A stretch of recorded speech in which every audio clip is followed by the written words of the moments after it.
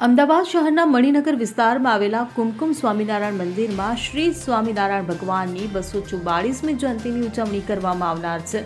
સદગુરુ શાસ્ત્રી આનંદ પ્રિયદાસજી સ્વામી દ્વારા સ્થાપિત આ મંદિરમાં આવતીકાલ 5 થી આગામી 7 એપ્રિલ દરમિયાન ત્રિદિવસીય મહોત્સવનું આયોજન કરવામાં આવ્યું છે.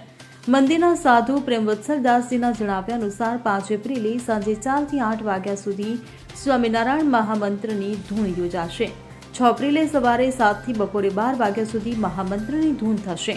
ત્યારબાદ શ્રી પ્રેમવત્સલદાસજી સ્વામી ભગવાન સ્વામિનારાયણના જીવન વિશે અને શાસ્ત્રી હરિકૃષ્ણ સ્વરૂપદાસજી સ્વામી શિક્ષાપત્રી પર પ્રવચન આપશે.